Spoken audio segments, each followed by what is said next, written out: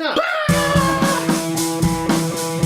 there's a challenge going around to post your top 10 survival items. We're going to count down the top 10 things you would need for your bug out bag in what? What are we doing? A 72-hour scenario? 72 hours, 3-day survival bag. 3-day survival bag.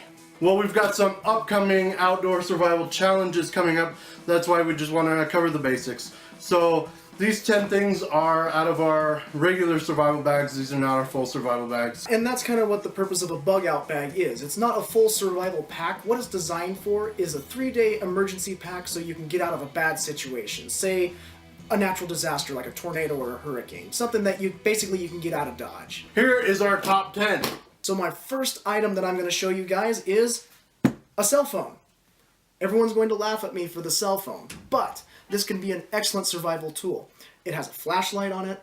You can pre-download maps. Most cell phones have a compass, GPS, provided that you still have a network connection and the internet is still up. I was thinking kind of along the same lines with my number 10 item. My number 10 item is a crank light radio.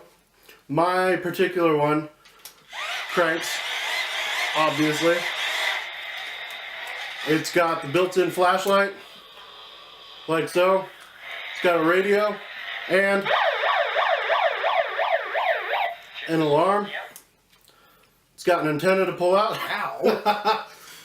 It's got an antenna that pulls out, and it also has cell phone charger built into it. Well, that's really cool, actually. So you can charge your devices or whatever you need just by cranking the little handle. And we keep talking about radios, and why it's important to have a radio on some sort of radio is you need to know what's going on with the weather. Especially whether you can return to an area or even enter an area when it's safe to go back, or if things are still going on, listen in on your radio. So that's my number 10. So my number 9 item. So my number 9 item is Paracord. Paracord has so many different uses. For the obvious uses, you can use it to tie up loose gear. You can use the individual strands on paracord for like sewing or trapping. And this particular paracord assembly I have here is made like a belt.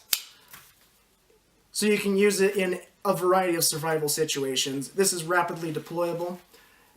You have it here. You can unravel the whole thing. There is entire lists listing how many uses there are for paracord. On that same note, my number 9 is also paracord.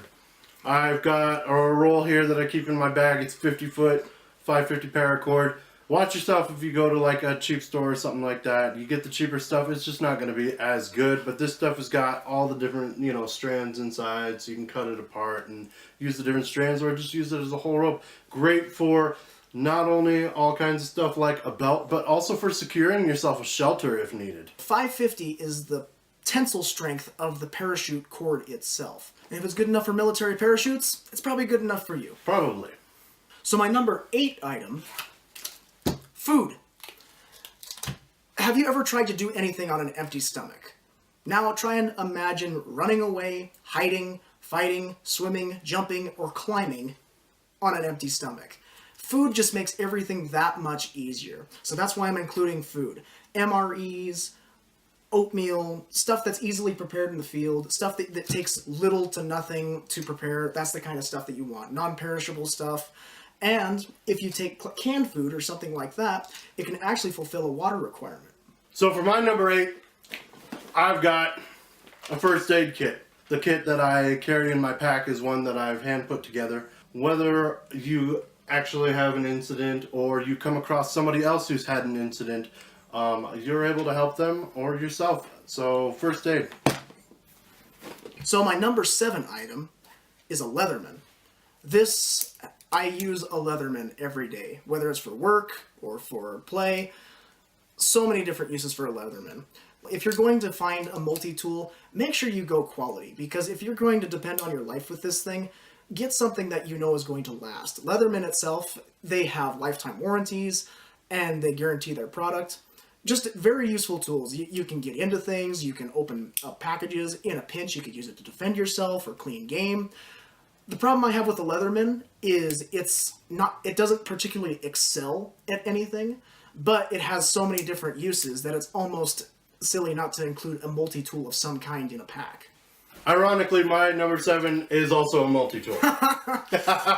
I don't need to go through all the uses again, but again, I do want to reinstate. Make sure you do get a quality one, because those little $5 crappy ones, they may look good on your belt, but they're not going to do the job that you need to when you need it to go. Some requirements that I would ask that you would find in a multi-tool: something that can cut wire, and a fixed blade, because what is more dangerous in a scenario is if you're trying to cut something and the blade folds closed on your hand. You would need that first aid kit. That's why you got the first aid kit, yeah! Next on my list is a sleep system of some sort. Right here I have a 2-person backpacker's tent with a bivy sack so that I can insulate myself from the ground, and a space blanket in here so I can get some extra warmth around those cold nights. In a survival situation, one of the most important things is shelter. Shelter was my next one as well. What I carry is a waterproof, windproof blanket that has bevels in it so it can be tied up as a shelter as needed, or worn as a blanket to keep warm. Next. So number 5 on my list, and let me move this, is an individual first aid kit, otherwise known as an IFAK for short. What's nice about these is they can mount to a belt or a chest rig, and they rip away. That way, if you need to take care of somebody, or if somebody needs to take care of you, all of your tools are right in front of you, so you're not digging around on a belt or a carrier or something like that. And of course, make sure that if you've got your own personal medical history that you're taking care of. If you have asthma, make sure you've got your inhaler, so on and so forth. So that's also a great thing, just to make sure that your kit's already prepared for, well, for you, really. What I've got for my number 5 is my fixed blade knife. This is a survival knife. It's got all kinds of gadgets, including the saw blade and fixings and stuff like that. Open up the handle, you've got the compass and your standard fish hook, whatever. Also got some paracord and needle and thread and things like that. Anyway. Oh, so it's like the screw-open knife from Rambo. Oh, yeah. Okay, Oh, yeah. Cool. Big survival knife. I've been carrying this one for, like 10 years or something like that. Because I like it, I trust it, I use it every time I go out. It's also got the sharpening stone on the edge, which you can use for all sorts of lovely little things. So that is why I carry my Jeep knife. So for my number 4 pick, I picked a dedicated flashlight. The reason being is it is so important to be able to see what you're doing in the wild. It prevents you against injury. If you have to take care of someone, it lets you see what is going on. Light is just a morale improver, and there's just so many uses for light. That's so gross. So many uses for light. It's important. Just one, you can see. Okay, so not my number 4. So for my number 4 pick, I picked a dedicated flashlight. Now, a lot of people would argue and be like, oh, well, don't have something you have to carry. Put on your headlamp or something like that. Make sure if you're using your headlamp that it's got one of those removable flashlight deals that you can also carry around too. One reason I chose to have just the dedicated flashlight is if you're traveling with a buddy or a partner, you can always hand the flashlight to somebody else, have them shine it so you can do something tactile with your hands, and they can hold the light. For my number 4, I have my fire kit. What I did was I got those stormproof matches. I took a handful of them out, and I also put a Bic lighter inside, just in case. You know, Bic lighters are pretty reliable. I wouldn't go with an off-brand lighter, that's for sure. Mm-hmm. And then these stormproof matches, these burn amazingly well. I'm shocked at how well they work. Like, especially on like a windy day or something like that, when you can't get your regular matchbox match to light or something. These burn through pretty much anything, and they're just like...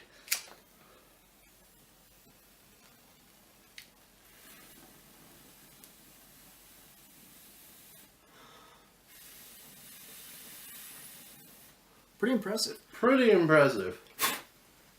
Wow.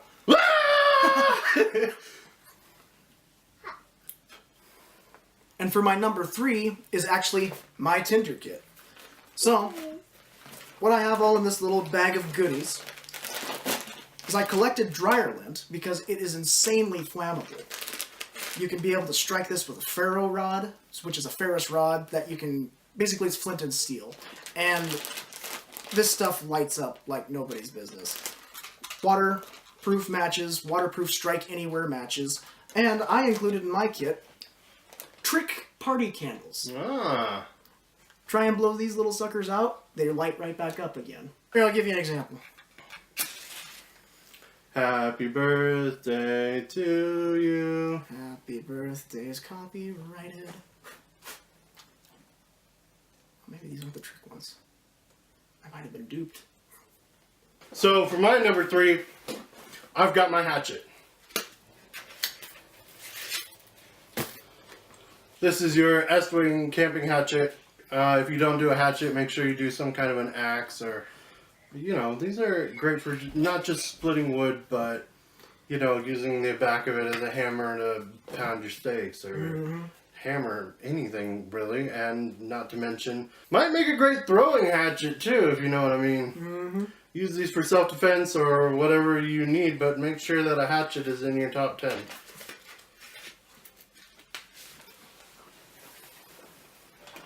So for my number 2 pick, I have a steel water bottle of any kind.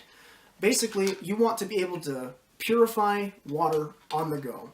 So I chose steel because you can actually heat this up, boil your water, and you can use it for cooking.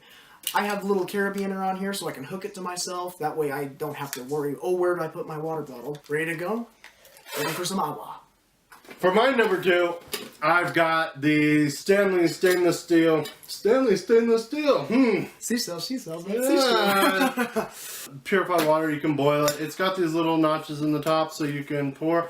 A lot of people who use this Stanley set right here, I'll tell you the one thing they hate about it is the plastic tab on the top because it melts every time you put it on a fire. It hasn't been a problem. Obviously, I use this thing all the time. Not a problem. It always melts back down and then just re-hardens laying like that, so I don't think it's actually an issue. It's just something you prefer it didn't have.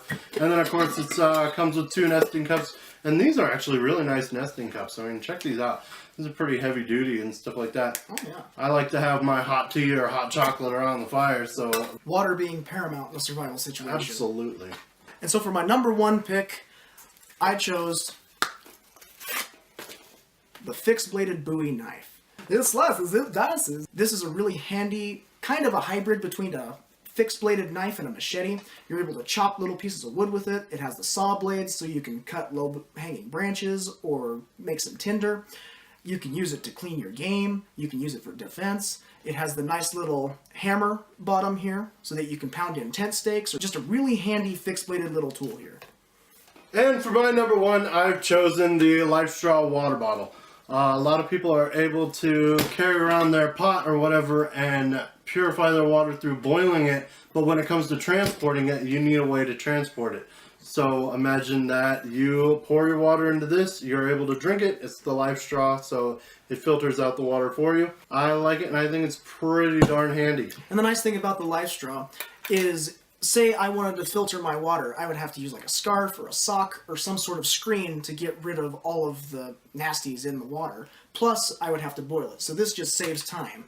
So that was our top 10 list. Make sure you comment below what your top 10 items would be, or things that you would change, things that you see differently, or things that you would need, or things that you think that we don't need. Whatever. Let us know in the comments. I am incredibly surprised how similar our bags were. We had no collaboration on this video. For the hierarchy of our list being so similar, it truly is amazing, because we wanted this to be a surprise to each other. We did not want to know what's in each other's bag. So this was actually pretty incredible to see how similar our kits were. This was fun, and upcoming we're going to be doing a full survival pack, so I can't wait to compare and contrast our stuff in that too. So there you go. Hope you guys enjoyed this video. It was a little oddball, but hey, we're a variety channel, right? Like and subscribe, and see you next time.